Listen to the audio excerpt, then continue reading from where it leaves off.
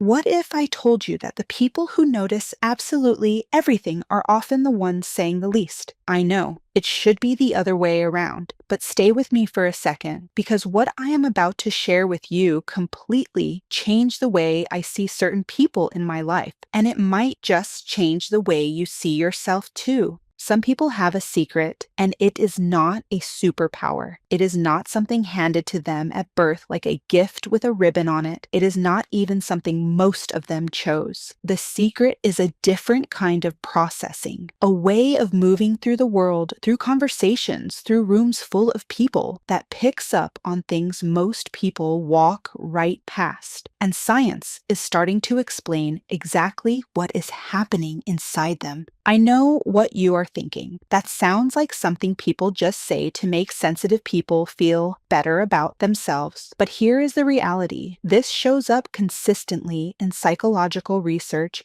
in neuroscience, in studies on perception and awareness. And once you understand it, you will never look at a quiet, observant person the same way again. I am going to walk you through what is actually happening inside the minds of people who notice what others miss. Not what makes them different on the surface, but what drives them at a deeper level. These are the patterns, the tendencies, and the quiet daily experiences that define a type of perception most people never fully understand. So get comfortable and let me explain why certain people seem to just know things they were never told, and what that actually means for how they move through the world. Let's start with the very first thing you need to understand, and honestly, this one alone reframes everything. People who notice what others miss do not pay more attention to things or to details. Their attention simply focuses differently. Most people move through their day in a kind of selective focus.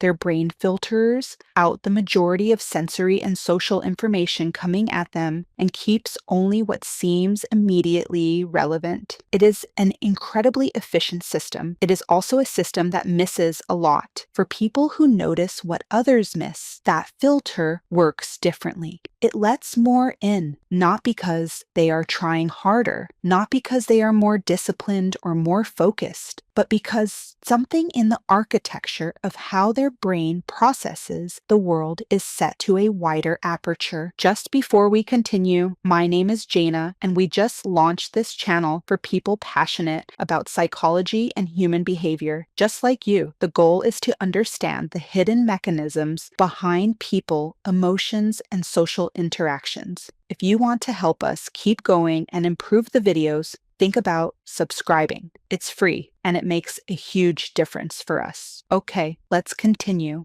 Psychologist Dr. Elaine Aron's research on highly sensitive people found that roughly 15 to 20% of the population processes sensory and emotional information at a fundamentally deeper level than average. Their nervous systems are not overreacting. They are over-registering. There is a difference. They do not notice things because they are overly curious. They notice everything because their brain was built that way. And that changes the way you see the person sitting quietly in the corner who already knew what was going on before anyone said a word. 1. They read the room before they read the people in it. Here is the first thing that sets these people apart, and it is something most people never consciously do at all. Before they focus on any individual person in a room, they take in the room itself, the energy, the temperature of the atmosphere, the way people are positioned relative to each other, the conversations that are happening and the ones that are not. Most people walk into a space and immediately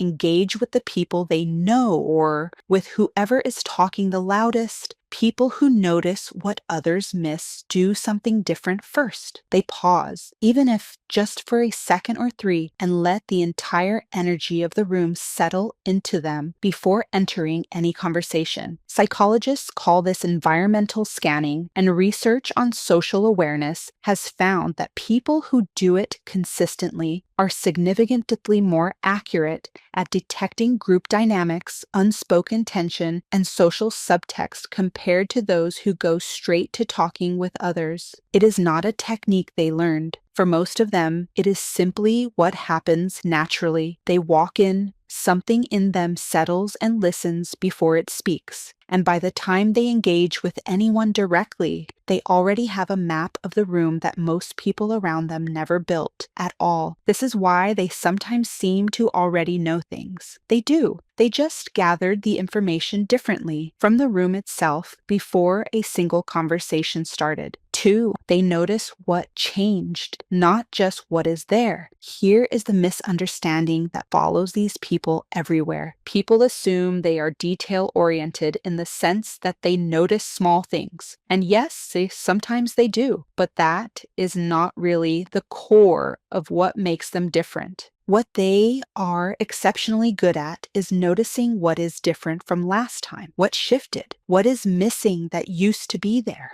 what is present that was not there before. Their brain is constantly, almost automatically, running a comparison between the current version of a situation and the stored version from before. And when something doesn't match, a signal goes off. A neighbor who usually makes eye contact suddenly looks slightly to the right when answering a specific question. A colleague who is always the first to speak in meetings is uncharacteristically quiet today. A family member who laughs easily is laughing just a half second later than usual, as if the response is being generated rather than felt. Most people pay absolutely no attention to these things, not because they are not smart, but because their brain was not tracking the baseline closely enough to notice the deviation. Research on change detection in social environments has found that people with high interpersonal sensitivity are significantly better at identifying behavioral shifts in familiar people, often before those people are aware they are displaying them. In other words, they notice something is off before you know you are showing it. And they were not looking for it. They simply could not see it. 3, they process silence as loudly as they process speech. This is the part that most people find very difficult to understand, because most people treat silence as the absence of communication, a gap, a pause, a nothing between the somethings. People who notice what others miss do not experience silence that way at all. To them, silence is data. The kind of silence that falls right after a particular question is asked gives them information. The kind of silence that settles between two specific people in a room gives them different information. The silence someone uses instead of saying no gives them a third piece of information entirely. They have learned, mostly without realizing they were learning it, to read the texture of silence the way most people read the content of words, and the information they pull from it is often more accurate than what the words themselves would have given them. Psychologists who study nonverbal communication have found that the pauses, hesitations, and omissions in human conversation carry as much meaning as the words themselves, sometimes more. Most people process these signals below the threshold of conscious awareness and never act on them. People who notice what others miss bring them fully into conscious awareness almost automatically and integrate them into everything else they are observing. This is why they sometimes seem to know things about a situation that were never said out loud. Stop here, because before we go any further, something needs to be said. If your entire life people have told you that you are too intense, too sensitive, or way too stuck in your own head, I want you to sit with this for a moment. The thing people have been calling your flaw is a perceptual capacity that most people simply do not have. You are not broken. You are not exhausting. You are not imagining things. You are processing reality at a resolution that the people around you cannot always keep up with. And the loneliness that sometimes comes with that is real. But so is what you are actually doing. Stay with me. 4, The cost is real and almost nobody talks about it. There is something particular that these people live with constantly, and it is quietly exhausting. And it is not working too hard or sleeping too little. It is never being able to not notice things. Every room is full of information that lands on them whether they want it to or not. Every conversation carries layers they cannot stop hearing. Every interaction requires them to keep processing long after the conversation is over, turning over the details, integrating what was said with what was not said, with what changed, with what did not add up. Most people leave a dinner party thinking about whether they had a good time. People who notice what others miss leave a dinner party and spend the entire drive home mentally filing everything they observed, often without choosing to. Psychologists who study sensory processing sensitivity have identified this as one of the most consistently reported challenges among highly perceptive people. It is not anxiety, though it can trigger it. It is not overthinking in the negative sense, though it is often labeled that way. It is a nervous system doing exactly what it was built to do and doing it without an off switch. This is why these people often need more time alone than others, not because they are antisocial, but because solitude is the only environment where the intake slows down enough to let them recover from the sheer volume of what they absorb when they are around other people. Many people with this level of perceptual sensitivity reach a breaking point in their 20s or 30s where noticing everything starts to feel unsustainable, where the gap between what they see and what the people around them seem to register becomes a source of profound isolation rather than insight.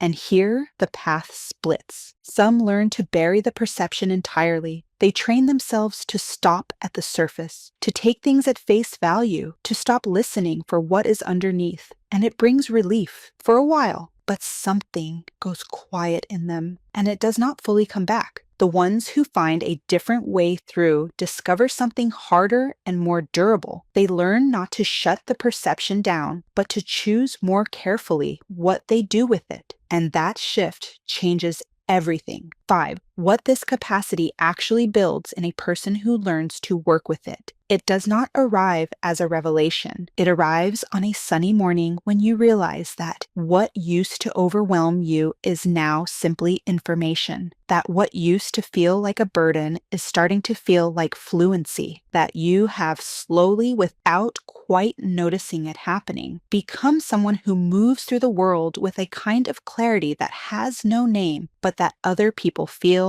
when they are around you. You stop apologizing for what you notice. You stop softening your observations to make them more comfortable for people who did not see what you saw. You stop second-guessing the signal just because no one else seems to be receiving it. Your relationships become fewer and significantly deeper. Not because you became more selective out of pride, but because you can no longer pretend not to see what is happening beneath the surface of a dynamic that is not honest. The tolerance for performance drops. The pull toward people who are real gets stronger. Your decisions become quieter but sharper because they are not based only on what was said. They are based on everything you observed. Everything you felt in the room, everything the silences told you, and everything the body language confirmed before the words ever arrived. And you develop something increasingly rare in a world that rewards speed and surface, a depth of perception that is strikingly real, one that other people feel before they understand it. You have not numbed yourself to protect your peace. You have not learned to stop carrying what is actually going on beneath what people present. You are still fully in it. The beauty, the complexity, the occasional heartbreak of seeing people clearly, including the ones who would have preferred you did not. That is not a flaw. That is one of the rarest and most quietly powerful ways a human being can be built. People who notice what others miss have been misread for most of their lives. They are often told they are too sensitive, too serious, too easily affected by things that other people brush off without a second thought. But psychology tells a different story. Noticing what others miss often means your brain is processing reality at a level most people never access. It means your empathy is not performed, it is structural. It means your read of a room, a person, a situation is operating on information that most people filtered out before it ever reached their conscious mind. It means you are still, despite everything this world does to reward people who stay on the surface, deeply and genuinely present. That is not something to manage. That is something to understand. If this video changed the way you see the quiet, observant people in your life, even just a little, subscribe for more psychology content that goes beneath the surface and breaks down in detail how people actually work.